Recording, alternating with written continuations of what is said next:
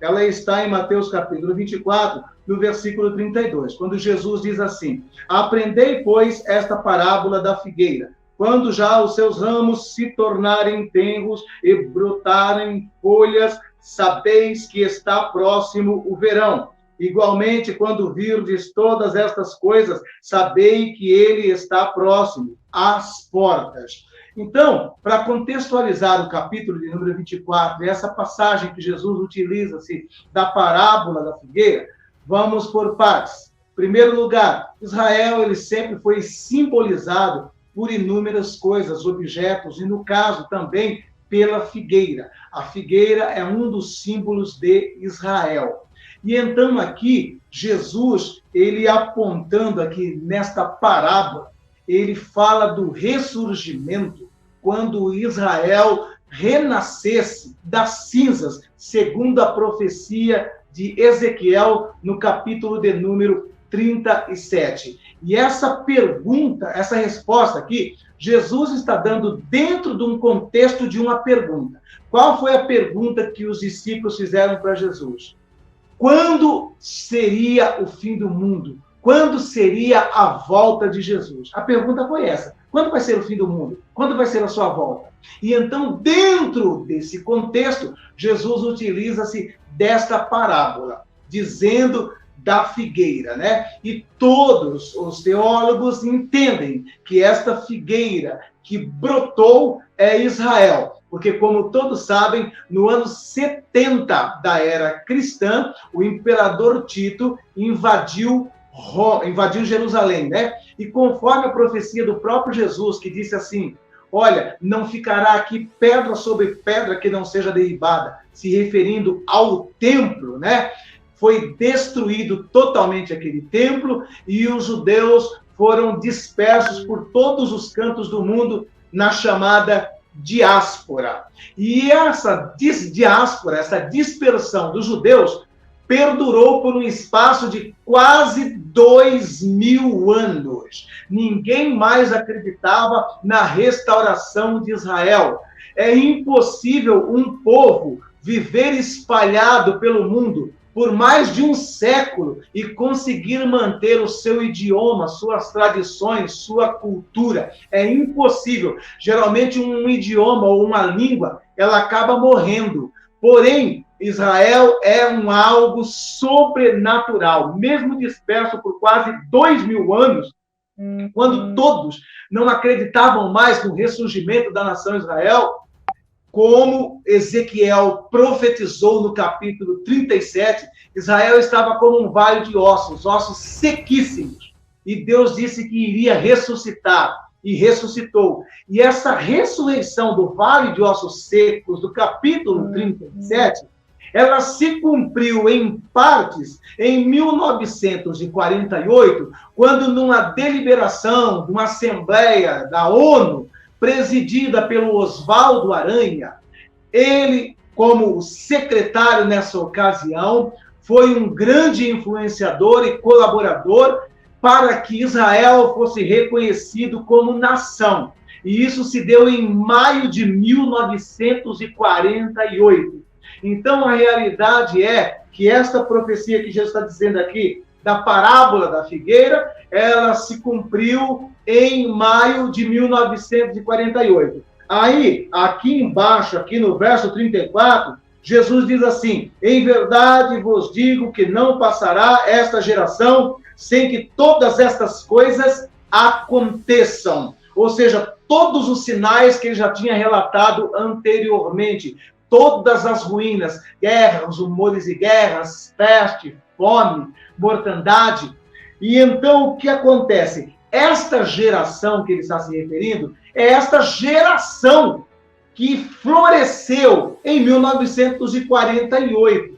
Sim. Então, é entendido quase que por unanimidade que uma geração perdura por um espaço de 70 anos, porque a Bíblia diz da seguinte forma: os dias do homem serão 70 anos, e se por sua robustez, alguns deles chegarem aos 80, o melhor deles será enfado e cansaço. Então, por Deus, a geração é de 70 anos e por misericórdia alguns podem chegar até 80 anos.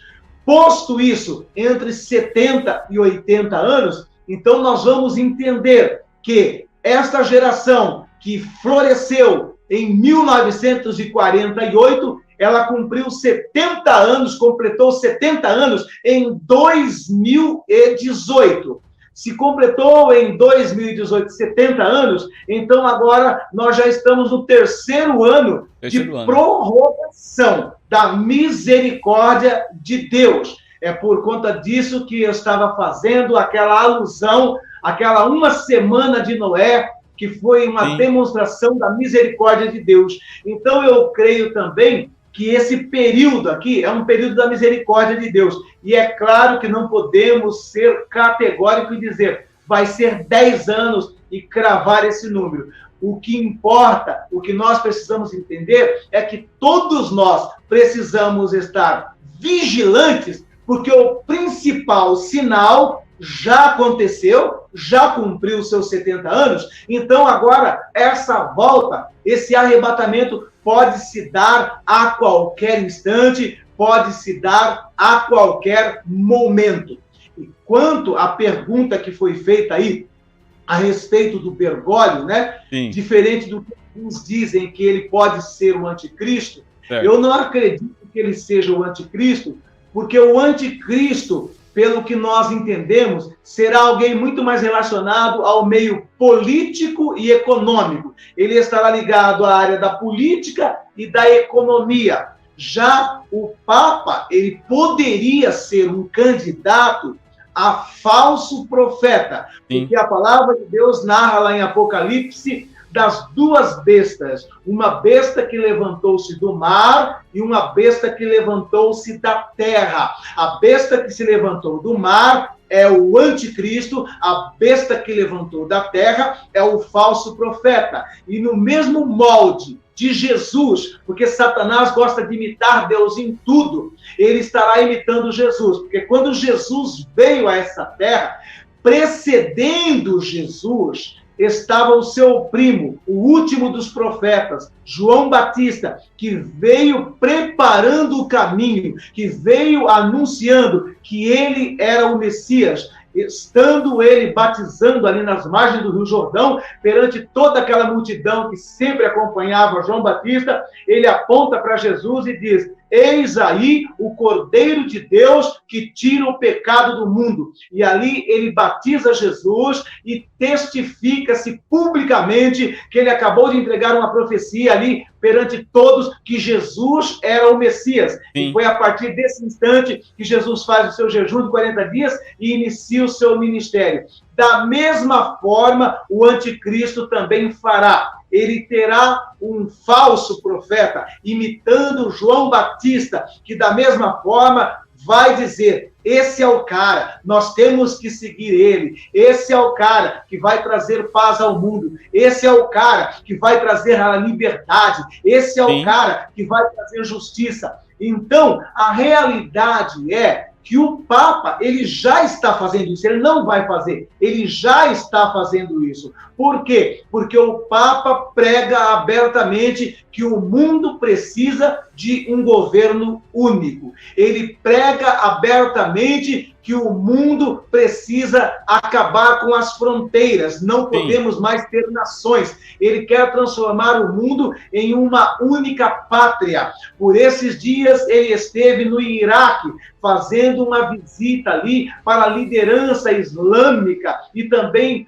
para alguns do segmento judaico. E ali, todos nós percebemos que o discurso para o público foi um discurso de trazer paz, de trazer união e unidade. Mas nos bastidores, entende-se que ele está fazendo uma articulação para juntar as três principais religiões do mundo: islamismo, cristianismo e judaísmo, porque ele sabe que essas são as três mais fortes. E ele, conseguindo uma aliança com essas três religiões, que são as mais poderosas do mundo, As demais vai ser simplesmente detalhe. Então, ele já está fazendo um papel de falso profeta, primeiro porque ele prega, decreta, declara abertamente que o mundo precisa de um governo único, que tem que acabar com as fronteiras e o mundo tem que ser uma única e grande pátria. Segundo, porque ele está fazendo toda a articulação e ele é um dos maiores articuladores para o ecumenismo. Então, tudo isso aponta para alguém que está exercendo, ainda que não seja um falso profeta. Ele pode não ser o falso profeta que estará literalmente atrelado ao anticristo, mas que ele é um falso profeta, isso é claro, e um fortíssimo candidato ao falso profeta de Apocalipse. Haja visto que estamos com todos os sinais e evidências cumpridas a olho nu.